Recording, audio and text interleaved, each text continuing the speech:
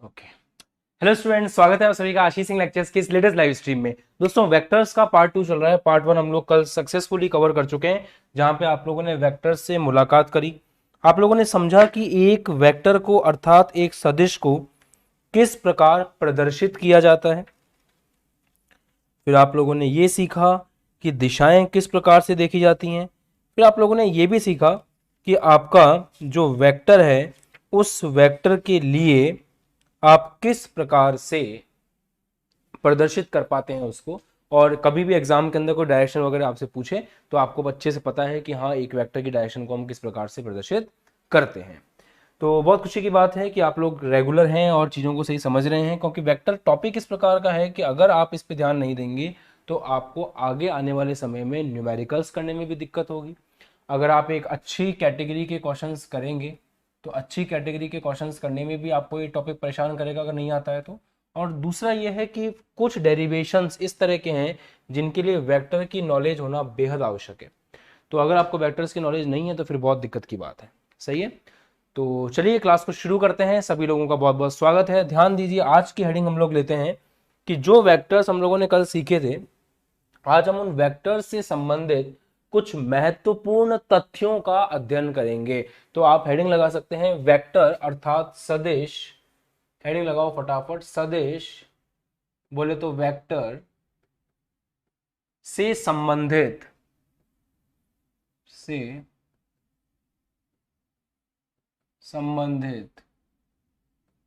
महत्वपूर्ण तथ्य, संबंधित महत्वपूर्ण तथ्य। तो वेक्टर से संबंधित कौन कौन से महत्वपूर्ण तथ्य हैं, जरा उनके बारे में बात करते हैं। Important points related to vector, उसको हम लोग डिस्कस करेंगे। एक एक करके शुरू करेंगे, कोई टेंशन की बात नहीं है। सबसे पहला पॉइंट आप ध्यान से सुनिएगा। देखो, एक एक पॉइंट को ध्यान से सुनना। कल की क्लास के बाद में आप लोग ये समझ चुके हो कि हम किसी भी वेक्टर को प्रदर्शित करते हैं तो वेक्टर को प्रदर्शित करने के लिए उसका जो परिमाण है उतनी लंबी लाइन खींचते हैं, और जो वेक्टर की दिशा है उस तरफ एरो बनाते हैं। हमेशा एक वेक्टर का जो मुंह है, उसका जो मुंह का तीर है आगे का, उस तीर का जो आगे वाला सिरा है वो उस दिशा में होता है जिस दिशा में आपका वेक्टर है। ये बात सबको समझ में आती है? चलिए बढ़िया। तो पॉइंट ये है कि जैसे मान लीजिए ये आपके पास एक वेक्टर है ए वेक्टर। महत्वपूर्ण तथ्य का पॉइंट नंबर 1 ये है कि अगर आप वेक्टर को 380 डिग्री पर घुमा दो तो वेक्टर के ऊपर कोई प्रभाव नहीं पड़ता है। लिखते हैं इस बात को, सदिश को 360 डिग्री, जिसको 2 पाई रेडियन भी कहते हैं। अब आप बोलोगे सर ये क्या चीज है, तो सुनो। पाई का मतलब, पाई रेडियन, रेडियन का मतलब होता है, पाई रेडियन का मतलब होता है 180 डिग्री। ठीक है, तो कहीं भी एंगल हो 180 डिग्री तो आप उसको पाई रेडियन बोल सकते हो। कहीं पे भी एंगल हो 90 डिग्री तो उसको आप पाई बाय 2 रेडियन बोल सकते हो। ध्यान रखना इस बात को, ठीक है, पाई बाय 2 रेडियन बोल सकते हो। कहीं पर एंगल हो 360 डिग्री, आप उसको 2 पाई रेडियन भी बोल सकते हो, कोई दिक्कत वाली बात नहीं। तो मेन ये समझ में आना चाहिए कि पाई शब्द का मतलब क्या है। पाई का मतलब है 180 डिग्री, तो 2 पाई क्या हो जाएगा, 180 इंटू 2 360 डिग्री। तो पहला पॉइंट ये कहता है कि यदि सदिश को 360 डिग्री से घुमाएं तो उस पर कोई प्रभाव नहीं पड़ता, उस पर कोई प्रभाव नहीं पड़ता। इस चीज को मोस्ट इंपॉर्टेंट करके लिख लीजिए। ये छोटी छोटी बातें हैं जो आपको अगर समझ में नहीं आई तो बहुत दिक्कत होगी बाद में। कि जो आपका वेक्टर है, जैसे मान लीजिए ये आपके पास ए वेक्टर है, अगर इस वेक्टर को उठा करके मैं 360 डिग्री घुमा दूं, ध्यान देना, इस वेक्टर को यहां से उठा करके मैं वापस इधर ले आऊं, मतलब 360 डिग्री घुमा दूं या फिर 2 पाई रेडियन घुमा दूं, तो आप देखेंगे जहां से आपने शुरू किया था आप घूम करके वापस वहीं पर पहुंच जाएंगे। तो अगर किसी भी वेक्टर को, नोट करो बेटा, अगर किसी भी वेक्टर को, कमेंट सेक्शन में ये बात फटाफट से आ जानी चाहिए, यदि किसी भी वेक्टर को हम जो है यदि किसी भी वेक्टर को हम जो है 360 डिग्री से घुमाते हैं तो वेक्टर के ऊपर किसी प्रकार का कोई प्रभाव नहीं पड़ता। जहां पर भी है 360 डिग्री घुमाओगे वापस उसी जगह पर पहुंच जाएगा। क्लियर है ये चीज, सबको समझ में आती है। अब आते हैं पॉइंट नंबर 2 पे, ध्यान से सुनिएगा। पॉइंट नंबर 2 ये भी इंपॉर्टेंट है। ये कहता है कि सभी बच्चे जो लिख रहे हैं वो बहुत अच्छी सी बात है, जैसे कि मधुकर ने लिख दिया है, बहुत अच्छी बात है, वेरी गुड। विजय ने लिख दिया है, गुड गुड, अच्छी बात है। इस तरह से आप लिखेंगे। शियांशी ने लिखा है, वेरी गुड।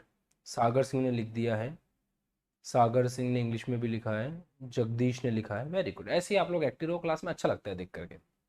हाँ, पहला पॉइंट समझ में आ गया। दूसरे पॉइंट पे आते हैं। यदि सदिश को उसके खुद के समांतर विस्थापित किया जाए, या ऐसे बोल सकते हो सदिश को उसके खुद के समांतर विस्थापित कर सकते हैं। अब ये सुनने में आपको बहुत अच्छा लगेगा, ये बहुत ही इंपॉर्टेंट चीज है। इसको बोलते हैं पैरेलल शिफ्ट, इसको बोलते हैं पैरेलल शिफ्ट, इसको बोलते हैं समांतर विस्थापन।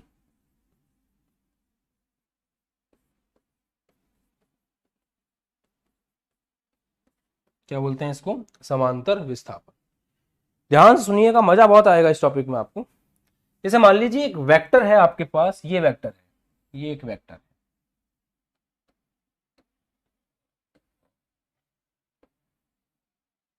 ये वेक्टर है आपके पास। आपका मन कर रहा है कि यार ये जो वेक्टर है, इस वेक्टर को मैं यहां से उठा लूं और इस वेक्टर को यहां से उठा के कहीं और लेकर के जाऊं। तो अगर आप इस वेक्टर को पकड़ करके, इस वेक्टर को पकड़ करके इसके समांतर कहीं भी घुमाएंगे, इस तरह से इस वेक्टर को पकड़ करके इसके समांतर कहीं भी घुमाएंगे, तो आप ऐसा करने के लिए निश्चिंत हैं, स्वतंत्र हैं। आप वेक्टर को, किसी भी सदिश को उसके खुद के समांतर कहीं भी विस्थापित कर सकते हो। ये वेक्टर ए को आप यहां ले जाओ, यहां ले आओ, यहां ले आओ, बस ध्यान रखना इस वेक्टर को आप ऐसे घुमा नहीं सकते हो। अगर आपने वेक्टर को घुमा दिया तो फिर गलत हो जाएगा। आपको वेक्टर को घुमाना नहीं है। वेक्टर जिस भी स्थिति में है, वेक्टर जिस भी स्थिति में है, ध्यान रखिए, वेक्टर जिस भी स्थिति में है, आपको वेक्टर, जैसे मान लीजिए ये वेक्टर है, ये वेक्टर जिस भी स्थिति में है, इसके समांतर, इसके समांतर आप इसको कहीं भी शिफ्ट कर सकते हो। जैसे ये वेक्टर है, इसके समांतर मान लो आपने इसको यहां शिफ्ट कर दिया इस तरह से, तो भी कोई टेंशन की बात नहीं है, ये भी आपका क्या कहलाएगा? ए वेक्टर ही कहलाएगा। तो वेक्टर को शिफ्ट करने की जरूरत पड़ती है, बहुत बार वेक्टर को शिफ्ट करने की जरूरत पड़ती है, और जब जरूरत सामने आएगी तो मैं आपको विद एग्जांपल क्लियर करूंगा कि हाँ यार ये कितना ज्यादा इंपॉर्टेंट है। क्योंकि मान लीजिए अभी ये वेक्टर आपके पास है, ये वेक्टर एक्स अक्ष के साथ में 30 डिग्री का एंगल बना रहा है, मान लेते हैं। परंतु ये जो वेक्टर है ये यहां पर अगर रहेगा तो हमें कैलकुलेशन करने में दिक्कत होगी। अगर वेक्टर यहां पे रहेगा तो हमें कैलकुलेशन करने में दिक्कत होगी, इसीलिए हम क्या करते हैं, इस वेक्टर को यहां से उठा करके यहां ले आएंगे। पैरेलल शिफ्ट करना तो अलाउ है, हम यहां से यहां ला सकते हैं। तो जब यहां से यहां लाएंगे तो यहां भी ये कितने डिग्री का एंगल बनाएगा? 30 डिग्री का ही एंगल बनाएगा। आसान हो जाता है कभी कभी चीजों को करना। बस ध्यान रखें कि वेक्टर को हम उसके समांतर, खुद के समांतर कहीं भी शिफ्ट कर सकते हैं, खुद के समांतर कहीं भी विस्थापित कर सकते हैं। ये अपने आप में एक इंपॉर्टेंट पॉइंट है। आ गया मजा? आगे बढ़े, पॉइंट नंबर 3 पे बात करते हैं। ये सारे पॉइंट ना आपको मास्टर बना देंगे सदिश का, एकदम बढ़िया वाला मास्टर। देखो, दो सदिशों के बीच कोण, दो सदिशों के बीच कोण, बहुत ध्यान से इस पॉइंट को सुनना। दो सदिशों के बीच कोण सदैव छोटा वाला लिया जाता है, सदैव छोटा वाला लिया जाता है, तथा कोण तब देखा जाता है, कोण तब देखा जाता है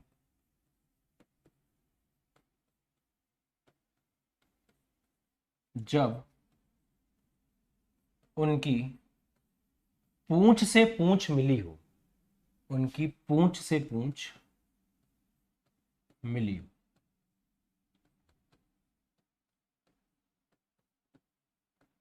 पूंछ से पूंछ मिलानी है।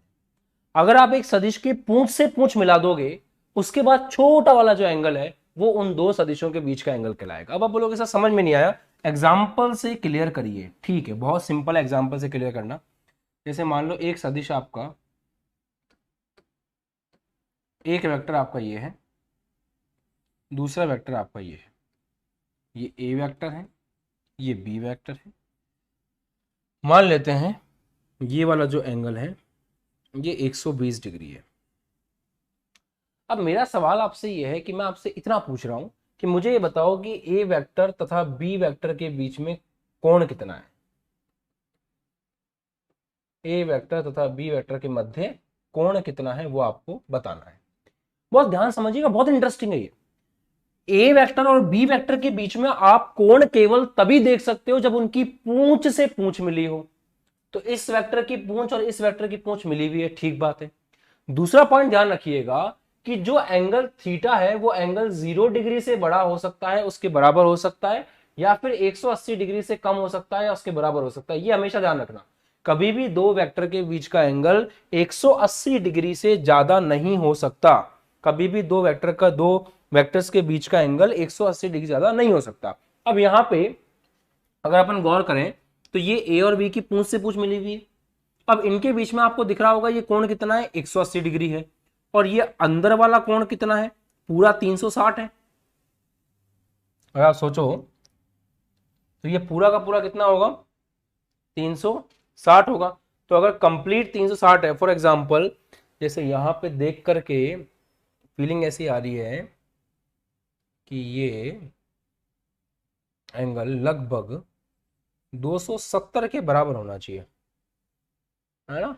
ये एंगल लगभग 270 के बराबर होना चाहिए, या फिर ये मान लो कि ये एंगल लगभग आपका 300 डिग्री है, मान लेते हैं, ठीक है। 300 डिग्री, 120 नहीं है वो, 300 डिग्री है, ज्यादा है वो एंगल, ठीक है। तो आप ए और बी के मध्य कोण देखोगे तो बड़ा वाला कोण कितना आ रहा है, 300 डिग्री। ये पूरा कितना होगा, 360, तो ये कितना हो गया, 60 डिग्री।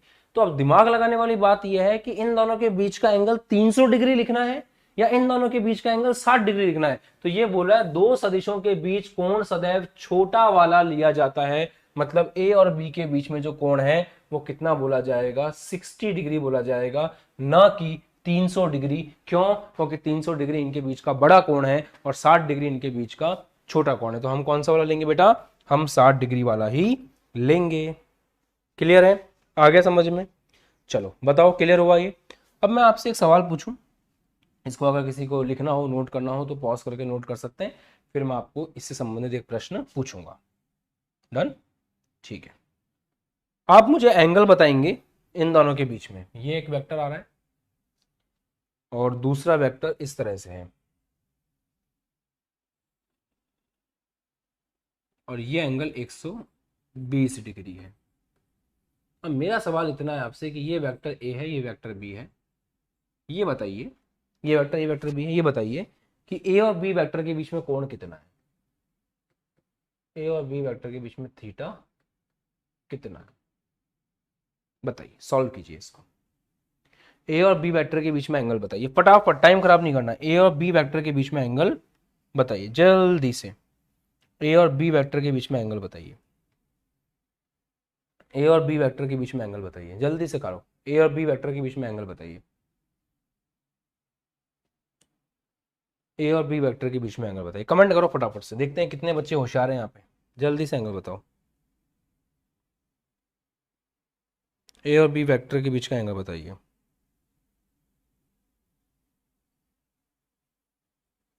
ए और बी वेक्टर के बीच का एंगल बताइए। अब आप लोगों ने दिमाग चलाया होगा अपना, आप लोगों ने खटाक से बिना दिमाग लगाए बोल दिया होगा सर एंगल 120 डिग्री, जय माता दी, हो गया। और आपने जैसे 120 डिग्री लिखा आपका खेल खत्म। देखो यहाँ पे धड़ धड़ धड़ धड़ धड़ धड़ मैसेज आ रहे हैं, 120 120 120 120 120। अरे दिमाग थोड़ा तो खुद का चलाओ। मैंने पहली बात आपको क्या बोली थी कि एंगल तभी चेक करना है जब पूंछ से पूंछ मिली हो। क्या यहाँ पे पूंछ से पूंछ मिली हुई है, इसका मुंह है, दूसरे वाले का पूंछ है, तो पूंछ से पूंछ जब तक नहीं मिलती एंगल चेक ही नहीं कर सकते आप। पूंछ से पूंछ मिलाने के लिए क्या करना पड़ेगा, पॉइंट नंबर 2 ध्यान है आपको, कि किसी भी वेक्टर को हम उसके समांतर कहीं भी विस्थापित कर सकते हैं, किसी भी वेक्टर को उसके समांतर कहीं भी शिफ्ट कर सकते हैं। तो बस इतना दिमाग लगा लो, मजा आ जाएगा एक ही बार में जीवन का, कि ये जो वेक्टर है इस वेक्टर को इसके समांतर सबसे पहले शिफ्ट कर लीजिए। तो हमने क्या किया, हमने इस वेक्टर को इसी के समांतर शिफ्ट कर लिया। इसी के समांतर शिफ्ट करने की रखिए बेटा, ये बात ध्यान रखना कि हम इस वेक्टर को इसी के समांतर शिफ्ट कर सकते हैं। ये देखो इस लाइन पर, ये लाइन है, ये वेक्टर खुद के समांतर है, हम इस वेक्टर को इसके समांतर ही शिफ्ट करेंगे। अब हम इस वेक्टर को इसके समांतर ही शिफ्ट करेंगे। ध्यान से देखिएगा, ये जो वेक्टर है इस वेक्टर को, ये वेक्टर यहां पर था, इस वेक्टर को हम इसी के समांतर शिफ्ट करके यहां पर लेकर के आ। समझने में कोई दिक्कत? मैं एक काम करता हूँ, इस वेक्टर को थोड़ा सा बड़ा कर देता हूँ ताकि आपको समझ में बेहतर तरीके से आ जाए। एक मिनट।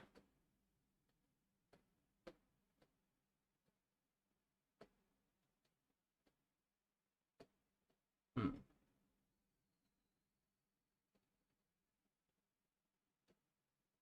देखिए एक काम करते हैं, आ गया होगा वैसे समझ में। ये जो वेक्टर है, इस वेक्टर की पूंछ से पूंछ मिलानी थी, वेक्टर यहां पे था, तो हमने क्या किया, इस वेक्टर को इसी के समांतर शिफ्ट कर दिया, यहां ले आए। और इस प्रकार से वेक्टर की जो पैरेलल शिफ्टिंग है, वेक्टर का जो समांतर विस्थापन है वो संभव है। तो हम इस ए वेक्टर को ऊपर से शिफ्ट करके नीचे लेकर के आ गए। अब आपको छोटा वाला एंगल देखना है, पूंछ से पूंछ मिल चुकी है, अब इन दो वेक्टर्स के बीच का एंगल ये वाला है, और यही एंगल आपका आंसर है। अब दिमाग लगाओ, तो ये एक सीधी लाइन है, तो ये सीधी लाइन है, तो ये पूरा एंगल कितना है 180 डिग्री, ये कितना है 120, तो ये बचा हुआ कितना हुआ 180 माइनस 120 बराबर 60 डिग्री। तो जिन भी बच्चों का आंसर 60 डिग्री आ रहा था वो कंसेप्ट को समझ चुके थे, और जिनका आंसर 60 डिग्री नहीं आ रहा था उनका जीवन में कुछ भी हो पाना बहुत मुश्किल है। ध्यान से पढ़ाई नहीं कर रहे हो, मजा आ नहीं रहा है, ध्यान से पढ़ाई करना बेहद आवश्यक है। सही है। 240 काय को एंगल, आप ध्यान रखो, थीटा जो है वो 0 डिग्री से बड़ा होगा और 180 डिग्री से कम होगा। 180 से ज्यादा हो ही नहीं सकता बेटा, 180 ज्यादा हो ही नहीं सकता।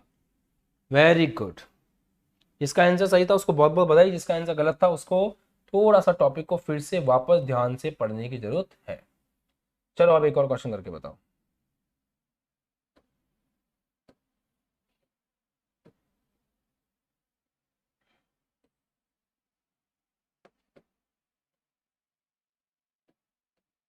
दो वेक्टर हैं आपके पास, एक वेक्टर ये रहा, ये वेक्टर ए वेक्टर है, ये एंगल है 45 डिग्री।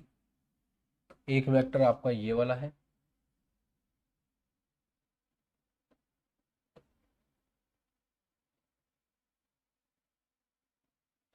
ये एंगल है 55 डिग्री। ये वेक्टर बी है, आपको ए और बी के बीच का कोण बताना है।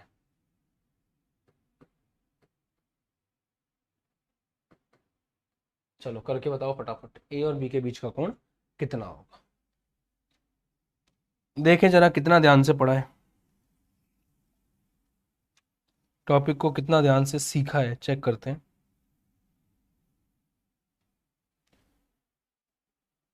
चलो ट्राई करके बताओ जल्दी से फटाफट।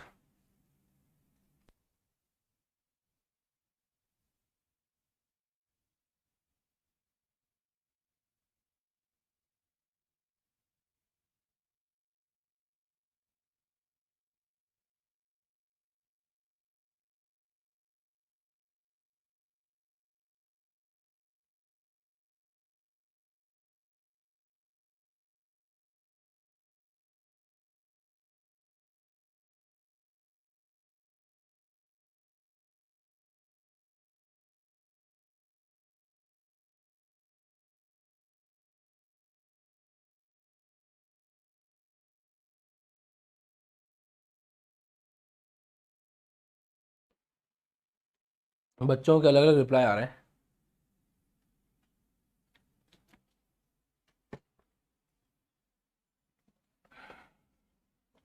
सबसे पहली बात, इस वेक्टर की पूंछ और इस वेक्टर की पूंछ अलग अलग है, तो जब तक पूंछ से पूंछ नहीं मिल जाती वेक्टर की तब तक आप एंगल चेक कर ही नहीं सकते।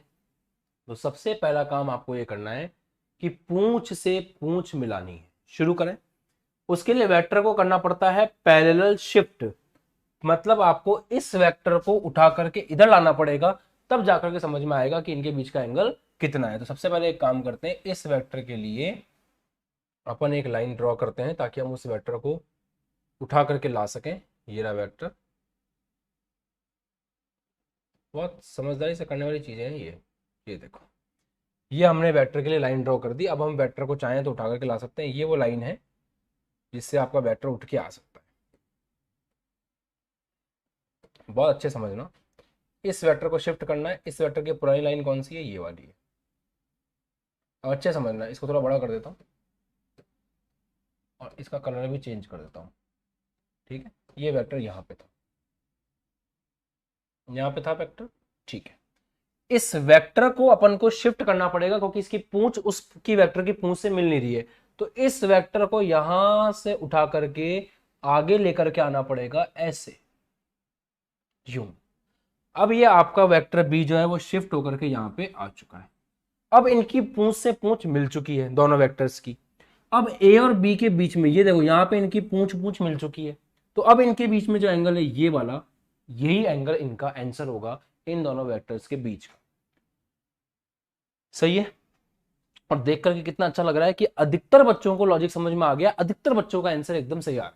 चेक करते हैं ये लाइन कैसे आ रही है। ऐसे अब देखो, आपने पढ़ा होगा ना शीर्षाभिमुख कोण, कि अगर दो वेक्टर ऐसे हैं तो ये कोण अगर x है तो ये कोण भी कितना होगा? x होगा। बहुत ध्यान समझना, ये वाली लाइन और ये वाली लाइन एक दूसरे को ऐसे काट रही है। तो ये वाली लाइन और ये वाली लाइन एक दूसरे को ऐसे काट रही है। तो ये और ये मतलब जो कंप्लीट एंगल है आपका, जो आपका कंप्लीट एंगल है वो कंप्लीट एंगल कितना होगा? ध्यान समझिएगा।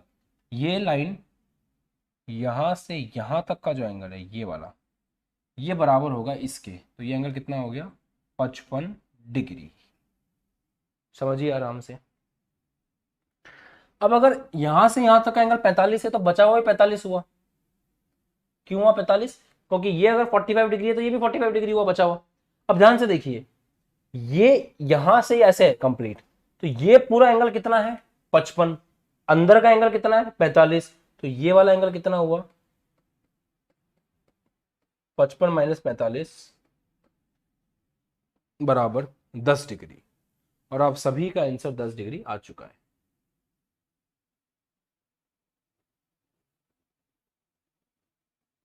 वापस समझ लो, ये लाइन और ये लाइन बराबर है, शीर्षाभिमुख कोण।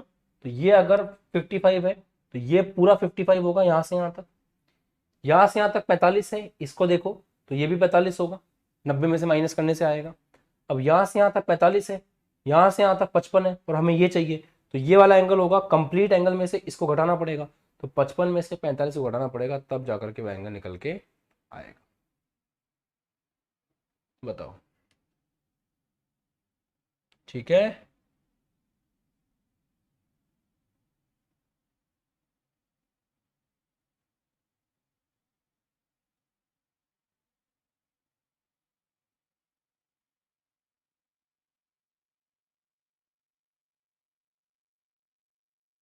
ठीक है, क्लियर हो गया सबको? कोई समस्या नहीं है किसी को?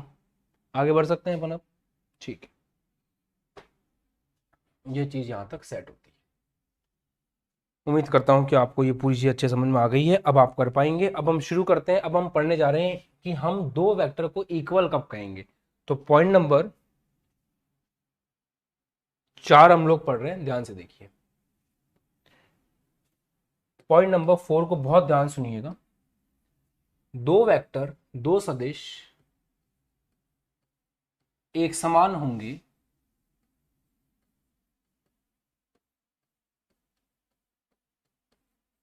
यदि दो वेक्टर एक समान होंगे। दो वेक्टर्स के इक्वल होने का तरीका क्या है? दो वेक्टर्स के इक्वल होने की कंडीशन होती है बेटा 3, ध्यान से लिख लो। सबसे पहली कंडीशन यह है कि उन दोनों का परिमाण एक समान होना चाहिए। परिमाण एक समान होना चाहिए। दूसरी कंडीशन ये है कि उनकी दिशा एक समान होनी चाहिए।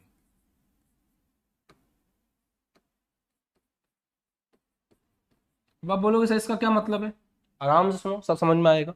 जैसे मान लीजिए एक वेक्टर ए है, जो वेक्टर है 5 न्यूटन ईस्ट में, पूर्व की तरफ 5 न्यूटन। एक दूसरा वेक्टर है बी, वो भी 5 न्यूटन है ईस्ट की तरफ। तो अगर आप इन दो वेक्टर्स को बहुत ध्यान से देखोगे तो आपको समझ में आएगा कि इसका परिमाण और इसका परिमाण बराबर है, इसकी दिशा और इसकी दिशा बराबर है। तो ये दोनों वेक्टर जो हैं ये एक दूसरे के बराबर कहे जाएंगे। तो दो वेक्टर एक दूसरे के इक्वल कहे जाते हैं, दो वेक्टर एक दूसरे के बराबर कहे जाते हैं। उसकी एक छोटी सी मुन्नी सी कंडीशन है, और वो कंडीशन ये है कि आपका वेक्टर जो है उसकी दिशा और उसका परिमाण जो है वो दोनों बराबर होने चाहिए। आपकी डायरेक्शन, आपकी दिशा और आपका जो परिमाण है वो दोनों बराबर होना चाहिए। बताइए, ये बात समझ में आई सबको? इसमें कोई डाउट है किसी को? क्या ये दोनों कंडीशंस अपने आप में काफी हैं? अब मैं आपको दो वेक्टर लिख के दे रहा हूं, मुझे बताना कि दो वेक्टर बराबर हैं क्या। एक वेक्टर मैंने आपको लिख के दिया, एक्स वेक्टर बराबर 2 मीटर पर सेकेंड नॉर्थ, उत्तर की तरफ, ठीक है। और दूसरा वेक्टर है Y vector is equal to 2 newton north. अब आप मुझे बताइए, क्या ये दोनों बराबर हैं? क्या ए वेक्टर बी वेक्टर के बराबर होगा? क्या ए वेक्टर बी वेक्टर के बराबर होगा? यहां पे क्या ए वेक्टर बी वेक्टर के बराबर होगा?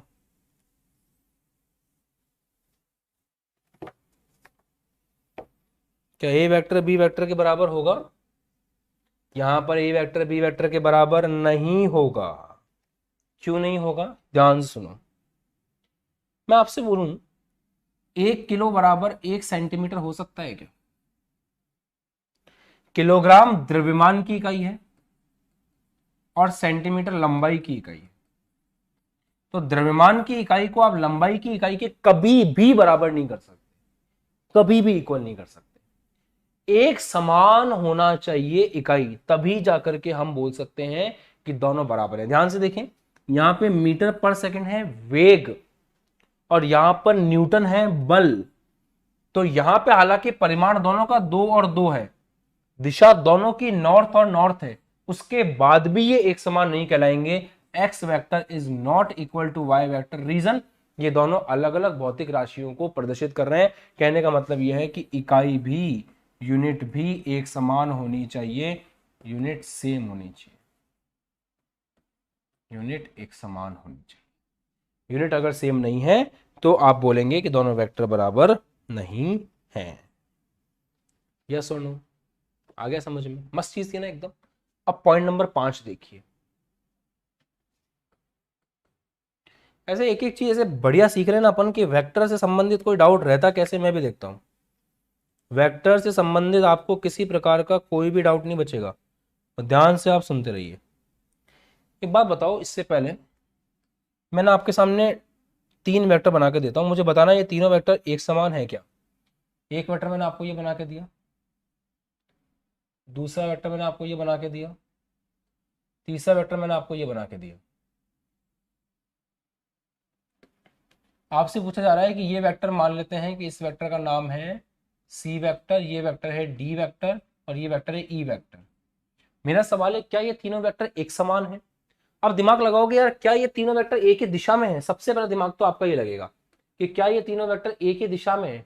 तो आपने थोड़ा सा दिमाग लगाया तो आपने पाया कि ये वेक्टर इसके समांतर है। अगर एग्जैक्टली नहीं भी है तो मेरा मतलब यही था कि समांतर रहे। ये वेक्टर इसके समांतर है, ये वेक्टर इसके समांतर है। अगर सारे वेक्टर एक दूसरे के समांतर हैं, इसका मतलब इन सभी की दिशा एक जैसी है, क्योंकि आपको पता है कि हम किसी भी वेक्टर को पैरेलल शिफ्ट कर सकते हैं। तो अगर मैं इस वेक्टर को उठा के यहाँ ले जाऊं, दोनों की दिशा एक समान, इसको यहाँ ले जाऊं, दोनों की दिशा एक समान। इसका मतलब तीनों वेक्टर जो हैं, इन तीनों वेक्टर्स की दिशाएं एक जैसी हैं। ठीक है, परिमाण चेक करते हैं। इसका जितना परिमाण है उतना ही परिमाण इसका है, उतना ही परिमाण इसका है। कैसे पता? परिमाण का मतलब होता है लेंथ। जितना वेक्टर की लंबाई है, जितने सदिश की लंबाई है, वो उसके परिमाण को प्रदर्शित करती है। जो वेक्टर की लंबाई है, कितना लंबा वेक्टर है, वो उसके परिमाण को व्यक्त करता है, वो उसकी मान को व्यक्त करता है। गौर फरमाओ यहाँ पे जितने लंबाई इसकी है उतनी लंबाई इसकी है उतनी लंबाई इसकी है, तो परिमाण एक समान है, दिशा एक समान है, इकाई हम एक समान मानेंगे क्योंकि यहाँ पे हमको दे नहीं रखी है। तो हम इकाई को लेकर के अगर नहीं दे रखा है क्वेश्चन है तो हम ये मान के चलेंगे इकाई एक जैसी है, तो उस केस में आपका जो डी वेक्टर है वो सी वेक्टर के और ई वेक्टर के बराबर होगा, तीनों वेक्टर एक दूसरे के बराबर होंगे। सही है, आगे समझ में बेटा?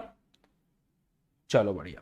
तो आपको ये बात समझ में आनी चाहिए कि इन तीनों वेक्टर की दिशा एक जैसी है, क्योंकि हम वेक्टर को कभी भी उठा करके उसके समांतर शिफ्ट कर सकते हैं। तो समांतर शिफ्ट कर रहे हैं तो वही दिशा आ रही है, समांतर शिफ्ट कर रहे हैं तो वही दिशा आ रही है, इसका मतलब ये तीनों एक ही दिशा को प्रदर्शित कर रहे हैं। गुड। अब आता है फिफ्थ, ऋणात्मक सदिश, नेगेटिव ऑफ अ वेक्टर। ऋणात्मक सदिश, नेगेटिव ऑफ अ वेक्टर। बहुत इंटरेस्टिंग चीजें चल रही हैं, सुनते जाओ बस। जैसे मान लो एक वेक्टर है जिसकी दिशा इस तरफ है, ये एक वेक्टर है ए वेक्टर जिसकी दिशा इस तरफ है, इसका परिमाण है 5 मान लेते हैं। एक और वेक्टर है बी वेक्टर, उसकी दिशा ठीक इसके विपरीत है और उसका परिमाण भी 5 ही है। तो अगर दो सदिश जिनका परिमाण बिल्कुल बराबर हो परंतु दिशा में एक दूसरे के विपरीत हो तो एक दूसरे के लिए ऋणात्मक सदिश कहलाते हैं। क्या मतलब है सर, कहना क्या चाहते हो? मैं ये कहना चाह रहा हूं कि हम ये बोल सकते हैं कि A vector negative of B vector है, या फिर हम ये भी बोल सकते हैं कि B vector negative of A vector है। क्या मतलब है सर इसका? मतलब बहुत सिंपल है, ए वेक्टर आपका ये रहा, ए वेक्टर के साथ माइनस साइन लगा दो। माइनस साइन का मतलब होता है दिशा को बदल देना। कभी भी माइनस साइन लगा हुआ है आगे केवल और केवल, इसका मतलब है वेक्टर की दिशा को बदल देना। क्योंकि आप समझने की कोशिश करो, अगर ये ए वेक्टर आपका इस तरह से है तो माइनस ए वेक्टर पता है कैसे होगा? पीछे की तरफ होगा, ऐसे। तो अगर कभी भी आगे नेगेटिव लगा होता है, कभी भी आगे ऐसे माइनस लगा होता है, तो ये बात समझने की होती है कि परिमाण उतना ही रहेगा, दिशा बदल जाएगी। तो यहां पे आप ध्यान से देखें, ये वेक्टर इधर है 5, अगर मैं इस वेक्टर को माइनस कर दूं तो इसकी दिशा बदल जाएगी, दिशा बदलते ही उस तरफ हो जाएगा, इसके बराबर हो जाएगा। तो अगर दो वेक्टर का परिमाण बिल्कुल बराबर है और दिशा विपरीत है तो वो दोनों वेक्टर एक दूसरे के क्या कहलाते हैं? ऋणात्मक वेक्टर कहलाते हैं। अब जैसे मैं आपको ये बोलूँ ना कि ये वेक्टर मैंने बना के दिया आपको, भैया बहुत ध्यान से सीखना। जैसे ये वेक्टर मैंने आपको बना करके दिया, मैंने कहा ये रहा ए वेक्टर। अब आपको यहाँ एक इंपॉर्टेंट चीज सिखा रहा हूं, मैंने कहा इस ए वेक्टर को मैंने 2 से गुणा कर दिया। अब बताओ वेक्टर कैसे बनेगा? तो ध्यान सुनना, आपने वेक्टर को जिस संख्या से गुणा किया है वो संख्या कैसी है? धनात्मक है। तो यदि संख्या धनात्मक है तो डायरेक्शन, दिशा में कोई परिवर्तन नहीं आएगा, दिशा के अंदर कोई परिवर्तन नहीं आएगा। फिर परिवर्तन किस चीज में आएगा? वैल्यू के अंदर। आपने 2 से गुणा किया तो पहले जो सदिश था उससे जो वैल्यू है अब दुगनी हो जाएगी, पहले जो सदिश था उससे वैल्यू अब क्या हो जाएगी? दुगनी हो जाएगी। तो ध्यान देना, आपने 2 से गुणा कर दिया तो वेक्टर आगे की तरफ दिशा वही आएगी पर पहले जो वेक्टर था उससे डबल होगा। तो ये आपको रिप्रेजेंट कर रहा है 2a वेक्टर को। मान लो मैंने क्या किया, मैंने इसको आधा से गुणा कर दिया, 1/2 से गुणा कर दिया। दिमाग लगाने वाली बात है, जो आपका ए वेक्टर था उसको आपने एक धनात्मक संख्या से गुणा किया है, डायरेक्शन के अंदर कोई चेंज नहीं आएगा, परंतु जो पहले सदिश का परिमाण था आपने आधे से गुणा किया है तो परिमाण भी क्या हो जाएगा? आधा हो जाएगा। तो जितना परिमाण इसका था उससे आधा परिमाण रहेगा a/2 का, परंतु दिशा वही रहेगी, दिशा में किसी प्रकार का कोई परिवर्तन नहीं आएगा। आई बात समझ में? परंतु जैसे मैंने आपको कहा कि -a कर दिया मैंने, समझना, ये आपका ए वेक्टर था, उसी को वापस बना रहा हूं, ये आपका ए वेक्टर था, मैंने माइनस का ए कर दिया। तो माइनस का ए करने का मतलब पता है क्या है? आपने ऋणात्मक संख्या से गुणा किया है, तो ऋणात्मक संख्या से गुणा किया है तो दिशा बदल जाएगी पहली बात तो, और 1 से गुणा किया है तो जितना परिमाण पहले था उतना ही परिमाण अब रहेगा और कुछ इस प्रकार से दिखाई देगा। मान लो मैंने इसको 2 से गुणा कर दिया होता, -2 से, तो माइनस ये बताता है कि दिशा में परिवर्तन होगा और 2 ये बताता है कि दुगना हो जाएगा, तो आपको इस प्रकार से दिखाई देगा ए वेक्टर। ये आपका माइनस का 2a वेक्टर। अगर मैंने माइनस के 1/2 से गुणा कर दिया होता तो माइनस ये बताएगा कि दिशा बदल जाएगी, और 1/2 से गुणा करने का मतलब ये होगा कि जो परिमाण था उसका आधा हो जाएगा, तो ये जो परिमाण था इसका आधा परिमाण हो जाएगा। ये माइनस का a/2 को प्रदर्शित करता है। तो आपको ये पता होना चाहिए कि अगर हम किसी वेक्टर को इस प्रकार से किसी संख्या से गुणा कर रहे हैं तो उस संख्या से गुणा करने पर वेक्टर के परिमाण में, उसकी दिशा में किस प्रकार से परिवर्तन होंगे, ये परिवर्तन हमें पता होने चाहिए। सही है, बताओ, क्लियर? आगे बढ़े। अब मैं आपसे एक सवाल पूछूं, क्वेश्चन। मैं आपको 2 वेक्टर लिख के बता रहा हूं, आपको मुझे बताना है कि ये दोनों नेगेटिव वेक्टर है या नहीं है एक दूसरे के लिए। ए वेक्टर है 2 मीटर ईस्ट और बी वेक्टर है 2 मीटर वेस्ट। आपको बताना है A is equal to minus B, ये सही है या गलत है, ट्रू है या फॉल्स है। इस क्वेश्चन को देख के बहुत सिंपल वे में समझ सकते हो आप। ईस्ट वेस्ट नॉर्थ साउथ के पैटर्न पे चलते हैं। ये हो गया ईस्ट, ये हो गया वेस्ट, ये हो गया नॉर्थ, ये हो गया साउथ। पहला वाला वेक्टर है 2 मीटर ईस्ट, मतलब 2 मीटर ईस्ट ऐसे। दूसरा वाला वेक्टर है 2 मीटर वेस्ट, वेस्ट उस तरफ होता है, 2 मीटर वेस्ट। दोनों परिमाण में बराबर हैं, दिशा में विपरीत हैं। और अगर 2 वेक्टर परिमाण में बराबर हो, दिशा में विपरीत हो, तो नेगेटिव होते हैं एक दूसरे के। इसका मतलब ए नेगेटिव है बी वेक्टर की, बात एकदम सही है।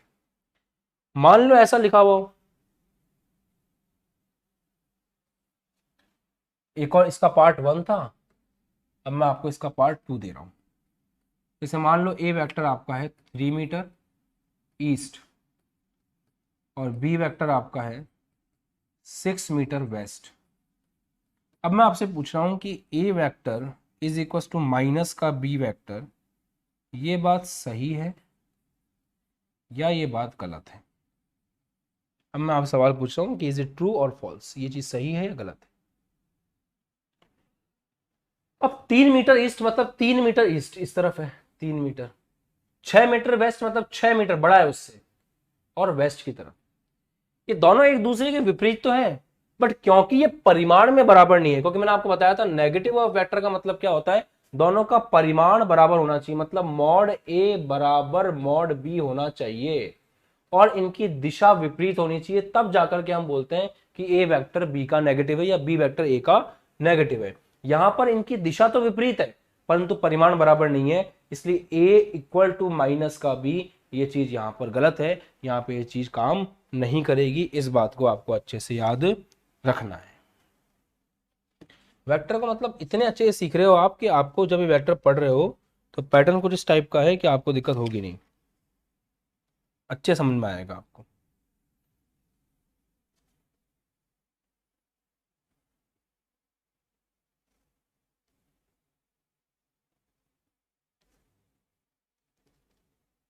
आगे बढ़े, शुरू करें, अगली चीज पढ़े। गुड, ध्यान दो नेक्स्ट पॉइंट। अब हम सीखने जा रहे हैं अगले वेक्टर के बारे में। ऋणात्मक सदिश सीख लिया आपने, अब आप सीखने जा रहे हो 6 नंबर पर, जिसका नाम है समांतर सदिश तथा प्रति समांतर सदिश। समांतर सदिश तथा प्रति समांतर सदिश, बहुत सिंपल है ये। पैरेलल तथा एंटी पैरेलल वेक्टर, इतना आसान है कि एक ही झटके में समझ में आ जाएगा। अगर 2 वेक्टर्स के बीच में एंगल 0 डिग्री है तो वो समांतर सदिश कहलाते हैं, और अगर 2 वेक्टर्स के बीच में एंगल 180 डिग्री है तो वो प्रति समांतर सदिश कहलाते हैं। चमका कुछ दिमाग में गया? आराम से देखो, एक वेक्टर इस तरफ है ऐसे, दूसरा वेक्टर इस तरफ है ऐसे। आप ध्यान से देखो, ये दोनों वेक्टर एक दूसरे के समांतर हैं, इन दोनों वेक्टर्स के बीच में एंगल 0 डिग्री है, तो हम ये बोलेंगे कि ये दोनों वेक्टर एक दूसरे के क्या है, प्रति समांतर है। सॉरी, समांतर, प्रति समांतर नहीं है, एक दूसरे के क्या है, समांतर। तो ए वेक्टर और बी वेक्टर एक दूसरे के समांतर कहे जाएंगे क्योंकि एंगल थीटा कितना है, 0 है। एक वेक्टर इस तरफ हो और दूसरा वेक्टर इस तरफ हो, तो ये जो वेक्टर ए है और ये जो वेक्टर बी है, इनके बीच में एंगल कितना है, 180 डिग्री। तो ये दोनों वेक्टर एक दूसरे के क्या कहे जाएंगे, प्रति समांतर, प्रति समांतर। आप ऐसे भी दिखा सकते हो, एक वेक्टर को यहां दिखा दो, दूसरे वेक्टर को ऐसे दिखा दो, कोई फर्क नहीं पड़ता उससे, क्योंकि हम ये बात तो जानते ही हैं कि एक वेक्टर को अपन शिफ्ट कर सकते हैं। तो इसको उठा के यहाँ लेके जाओगे तो एंगल कितना बन रहा है, 180 डिग्री। ऐसे लेकर के आप इस पूरे वेक्टर को पूरे जगत में कहीं भी घूम सकते हो, तो ऐसी कोई टेंशन की बात नहीं है। बट हाँ, ये है कि दोनों वेक्टर एक दूसरे के विपरीत होने चाहिए, उनके बीच में एंगल 180 डिग्री होना चाहिए, तो हम उनको प्रति समांतर कहेंगे। नेगेटिव नहीं कहेंगे, नेगेटिव तब कहेंगे जब ए और बी बिल्कुल बराबर हो परिमाण में। तो यहाँ पर ये जो दोनों वेक्टर है एक दूसरे के क्या है, प्रति समांतर है। यहाँ ये दोनों वेक्टर नेगेटिव नहीं है, पर हम ये बोल सकते हैं कि एक दूसरे के क्या है, प्रति समांतर है। फर्क समझ में आ रहा है? प्रति समांतर के लिए केवल एक ही कंडीशन है कि इन दोनों के बीच में एंगल 180 डिग्री होना चाहिए, और आप ध्यान दे सकते हैं इनके बीच में एंगल कितना है, 180 डिग्री है। ये इधर है, वो उधर है, और एंगल 180 डिग्री हो दोनों के बीच में और दोनों परिमाण में भी बराबर हो, तो फिर वो एक दूसरे के क्या कहलाएंगे, नेगेटिव कहलाएंगे। ये फर्क है।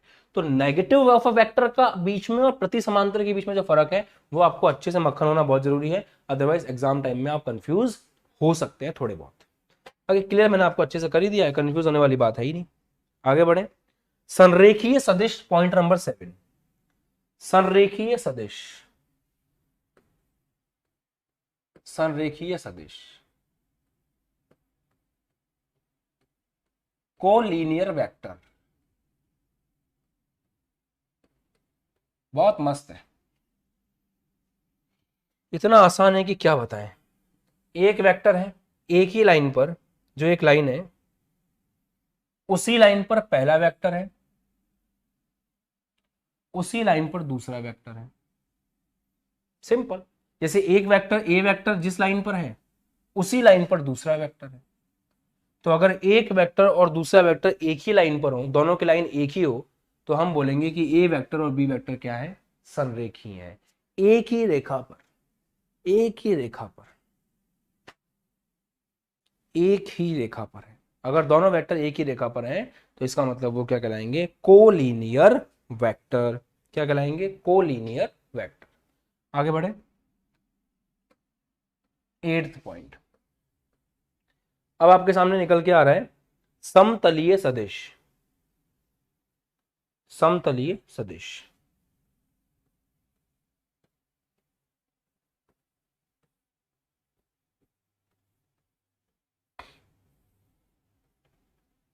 एक ही तल में हो, सारे सदिश एक ही तल में हो। अब इसमें एक इंटरेस्टिंग चीज सीखोगे आप। जैसे मान लीजिए आपके पास दो सदिश है, कोई भी दो सदिश आप ले सकते हो।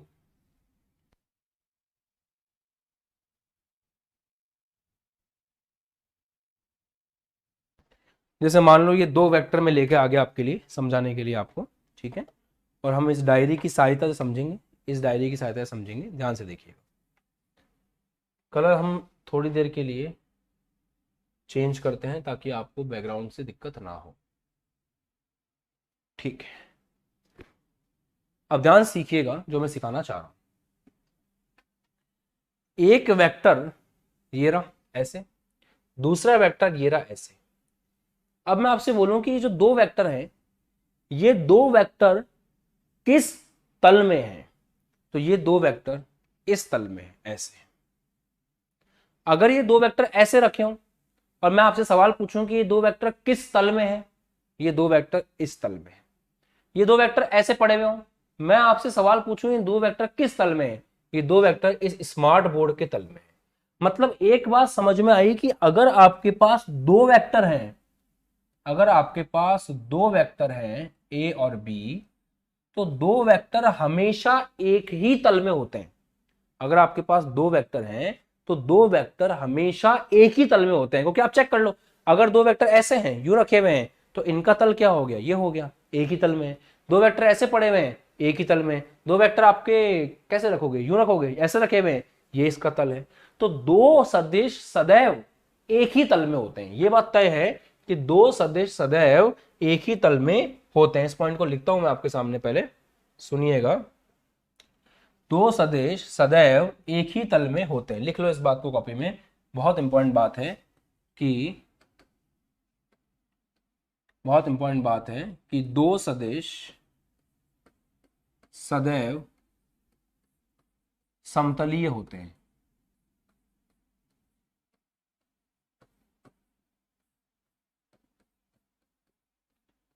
दो सदिश सदैव समतलीय होते हैं।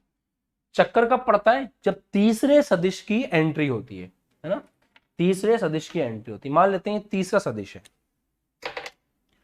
ये पहला वेक्टर आपका हो गया, ये दूसरा वेक्टर हो गया, आपका तीसरा वेक्टर मान लो इस प्रकार से। अब इंटरेस्टिंग चीजें समझना वापस से ध्यान से, मैं आपसे सवाल पूछता हूं कि ये तीनों वेक्टर के बारे में ध्यान दो, इधर देखो, ये जो दो वेक्टर हैं, डायरी लेके चलते हैं, ये जो दो वेक्टर हैं ये किस तल में है, ये दो वेक्टर इस तल में है, ये इनका तल है, इसके अंदर ये दो वेक्टर आ रहे हैं। मैं आपसे सवाल पूछूं, ये वाला वेक्टर और ये वाला वेक्टर दिख रहा है आपको, या बोर्ड का कलर चेंज करना ही पड़ेगा। अब देखो, मैं आपसे पूछूं, ये वेक्टर और ये वेक्टर किस तल में है, इस तल में है ना, ऐसे। मैं आप सवाल पूछूं, ये वाला और ये वाला किस तल में है, ये इस तल में है। तो यहां पे आप ध्यान से देखें, यहां पे आप ध्यान से देखें, अच्छे सुनो, ध्यान सुनो, समझो अच्छे से, अच्छे समझो कि भाई ये जो आपके पास तल है, इस तल को समझने की कोशिश करते हैं कि ये जो दो वेक्टर हैं ये एक ही तल में है, ये रहा, इस तल में है। ये दो वेक्टर इस तल में है और ये दो वेक्टर इस तल में है, तीनों अलग अलग तल में है। तो हम ये नहीं बोल सकते कि ये तीनों मिलकर के एक ही तल में है, ऐसा नहीं है। अगर ये तीनों ऐसे होते हैं, यूं, इस तरह से, तो ये तीनों एक ही तल में होते इसके अंदर। तो यदि तीन वेक्टर एक ही तल में है तो वो समतलीय कहलाएंगे, लाइक दिस, कि ये तीनों बोर्ड के तल में है। पर अगर इनमें से कोई एक भी इधर उधर निकल जाता है तो फिर ये तीनों एक तल में नहीं हो सकते, और फिर इनको हम समतलीय वेक्टर के नाम से नहीं पहचानते हैं, समतलीय वेक्टर के नाम से नहीं जानते हैं। आगे टॉपिक समझ में कमेंट करके बताओ जल्दी से। यहाँ सर एकदम क्लियर हो गया, किसी प्रकार का कोई डाउट नहीं है जीवन में, समतलीय वेक्टर समझ में आ गए, ये पॉइंट भी क्लियर हो गया हमारे अच्छे से कि दो वेक्टर सदैव समतलीय ही होते हैं, दो सदिश सदैव समतलीय होते हैं, ये बात समझ में आ चुकी है। तीन वेक्टर को लेकर के दिमाग लगाना पड़ता है, तीन वेक्टर को लेकर के दिमाग लगाना पड़ता है। तीन वेक्टर जो है वो समतलीय हो भी सकते हैं और समतलीय नहीं भी हों, ये उन पर डिपेंड करता है समतलीय होंगे कि नहीं होंगे। तो दो सदिश सदैव समतलीय होते हैं, तीन सदिश समतलीय हो भी सकते हैं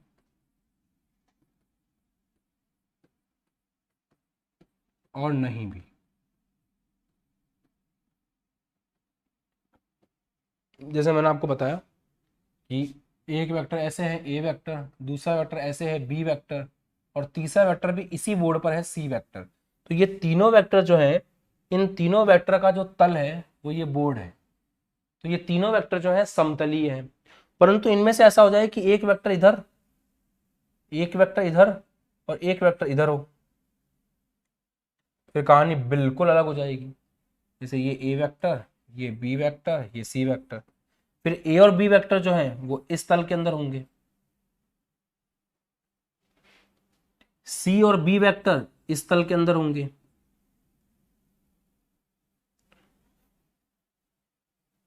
और ए और सी वेक्टर इस तल के अंदर होंगे।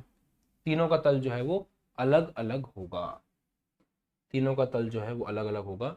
ये इस तल में हो जाएंगे, ये वाले इस तल में होंगे और ये वाले इस तल में, फिर तीनों अलग अलग तल में माने जाएंगे। ये ए और बी एक प्लेन में हो जाएंगे, ए और सी दूसरे में और सी और बी तीसरे में, तो हम बोलेंगे कि तीनों जो है समतलीय नहीं है। क्लियर है बेटा, आ गया समझ में? Very good Madhukar, good. तो आगे टॉपिक समझ में, ठीक है। अब आता है कॉन्करेंट वेक्टर सप्रारंभिक सदिश, नंबर 9। सप्रारंभिक सदिश नंबर 9 है आपका, सप्रारंभिक सदिश। सप्रारंभिक सदिश, सप्रारंभिक सदिश को हम लोग कॉन्करेंट वेक्टर भी बोलते हैं।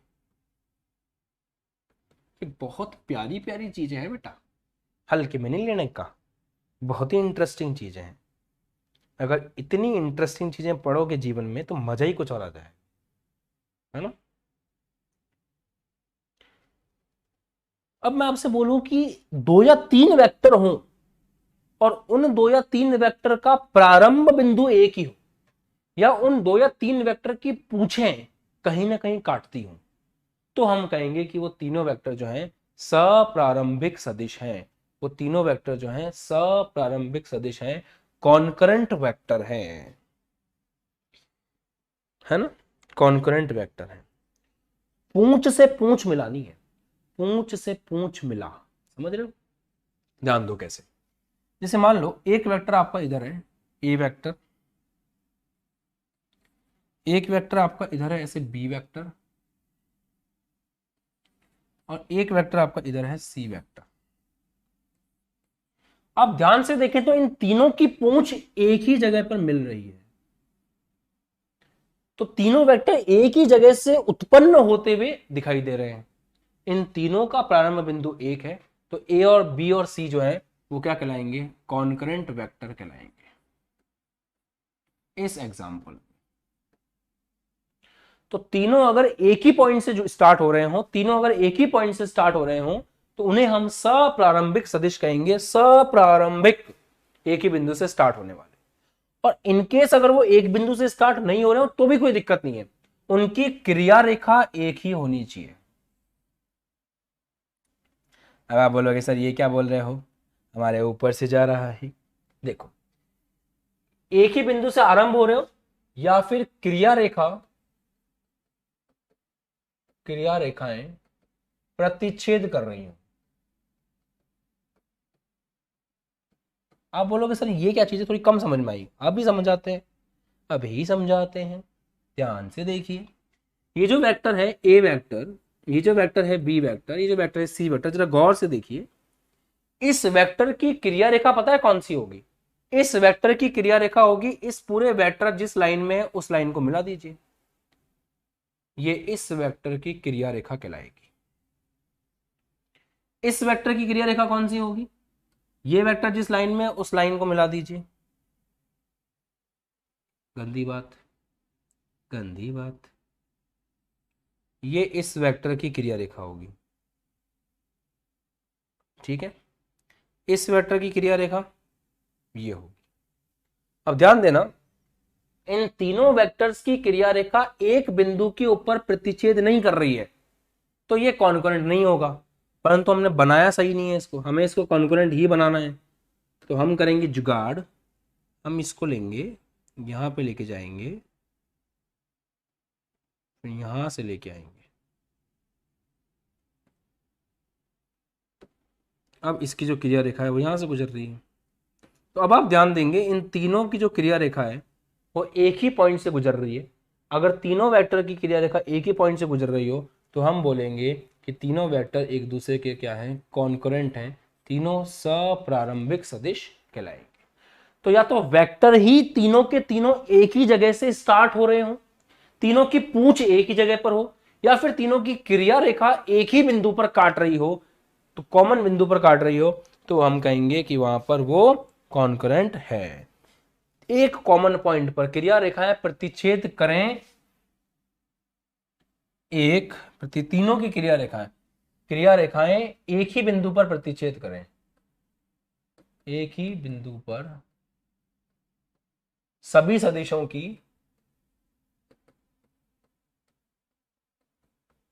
क्रिया रेखाएं एक ही बिंदु पर प्रतिच्छेद करें। तो यहाँ ए बी सी तीनों की क्रिया रेखाएं एक ही बिंदु पर मिल रही हैं, तो हम कहेंगे कि भैया जी सप्रारंभिक सदिश है, सप्रारंभिक सदिश है। क्लियर? मक्खन हो गया, मजा आ गया, चीजें सीख ली जीवन में, अच्छा लग रहा है पढ़ के, बहुत ही अच्छी बात है, बहुत ही अच्छी बात है। अरे कितना कुछ पढ़ा सर हमने आज, मजा ही आ गया जीवन का, मजा ही आ गया। हम लोगों ने वेक्टर पढ़ लिया, हम लोग कल से वेक्टर पढ़ रहे हैं। इतना अच्छा वेक्टर तो हमें पढ़ाया ही नहीं आज तक किसी ने, सब लोग ऊपर ऊपर से ले आते हैं, है ना? मजा आ रहा है, सच में मजा आ रहा है, क्योंकि वेक्टर का फील तो आए। हमें पढ़ाया नहीं सर आज तक किसी ने, हमको पता ही नहीं था सर वेक्टर में ये सब भी होता है। हमें तो बस ये पता था कि वेक्टर होता है, वेक्टर की परिभाषाएं होती हैं, और वेक्टर की जो परिभाषाएं हैं हमें तो ये भी नहीं पता कि इन परिभाषाओं के अंदर भी परिभाषाएं हैं। हमें तो इतना ऊपर ऊपर से पढ़ाते थे, प्रश्न तो कोई करवाता ही नहीं है सर, प्रश्न तो कोई करवाता ही नहीं है सर। इसीलिए कहते हैं बेटा, जीवन में कुछ चीजें पहली बार ही होती हैं, और अगर जीवन में पहली बार कोई अच्छी चीज हो रही है तो हमें ऊपर वाले का शुक्रिया करना चाहिए, और जो हमारे साथ अच्छा कर रहा है उसका आभार व्यक्त करना चाहिए। आभार व्यक्त करने के लिए नहीं बोल रहा हूं, लाइक करने के लिए बोल रहा हूं, सब्सक्राइब करने के लिए बोल रहा हूं, वीडियो को शेयर करने के लिए बोल रहा हूं। अभी तक बैच ज्वाइन नहीं किया है तो बैच को ज्वाइन करने के लिए बोल रहा हूं। अरे एक बार क्लास में आओ तो सही। सर जरूरी है क्या कॉन्करेंट वेक्टर लंबवत हो? सागर सिंह जी नहीं, किसने कहा जरूरी है बेटा? अजी कहा करते हो जी, देखो ये कहाँ है, ये एक दूसरे के लंबवत कहाँ है? अगर मैं आपको ऐसे बोलूं कि एक वेक्टर है, जो ये वेक्टर है ऐसे ए वेक्टर, दूसरा वेक्टर ऐसे है बी वेक्टर, तीसरा वेक्टर ऐसे है सी वेक्टर, कहाँ है लंबवत? फिर भी क्योंकि तीनों एक ही बिंदु से स्टार्ट हो रहे हैं, इन तीनों की क्रिया रेखाएं एक ही बिंदु पर काट रही हैं, तो वो बराबर माना जाएगा। इनको अपन कॉन्करेंट कहेंगे, इनको अपन सप्रारंभिक बिंदु कहेंगे। सही है जी, मजा आया सबको? तो जिसको भी आज की क्लास में मजा आया, जाने से पहले लाइक करके जाएंगे, चैनल को सब्सक्राइब कर लेंगे, बेल आइकन को दबा लेंगे, सभी बच्चों को अपने इस वीडियो को शेयर करेंगे, क्लास में ज़्यादा से ज़्यादा बच्चों को लाने की कोशिश करेंगे, कमेंट करके बताएंगे, और आज का होमवर्क है कोई भी एक डेफिनेशन जो आपको पसंद आई हो आज की क्लास में, वो कमेंट सेक्शन में आपको मेंशन कर देनी। सर मैं तो आज पहली बार 5 बजे उठी, वो भी लॉकडाउन में। कोई बात, जीवन में कभी कभी ऐसे एक्सपेरिमेंट करके देखने चाहिए, अच्छा लगता है। चलो बढ़िया, मिलेंगे केमिस्ट्री क्लास में। आज बहुत इंपॉर्टेंट टॉपिक चलेगा, लॉथर मेयर कर्व, बहुत ही शानदार टॉपिक पढ़ाएंगे। तो आप सभी से मुलाकात होगी 5 मिनट बाद में, तो 5 मिनट का ब्रेक लेंगे हम, 5 मिनट हम भी चाय कॉफी पी लें, फिर हम लोग मिलेंगे पूरी एनर्जी के साथ में। जाने से पहले लाइक सब्सक्राइब शेयर कर दीजिएगा। यहाँ पे जो नंबर दिख रहा है इस पर जरा कॉल तो मिलाइए, बात तो करिए, बैच ज्वाइन करिए, बैच में बहुत मजा आते हैं, एक्सक्लूसिव क्लासेस मिलती हैं बैच के बच्चों को, नोट्स मिलते हैं, टेस्ट सीरीज मिलती है, पता नहीं क्या क्या ऐसे फायदे मिलते हैं कि एकदम जीवन का मजा आ जाता है। तो चलिए मिलेंगे अगले क्लास में, बजन टेक के जाने की खुशी मस्त रहिए, पढ़ाई करते रहिए, और हमेशा हमेशा हमेशा ध्यान रखिए, ऐसे कंसेप्ट मैं आपके लेकर आता रहूंगा, बस आपको प्यार बरसाना है और कुछ नहीं करना है। जय हिंद।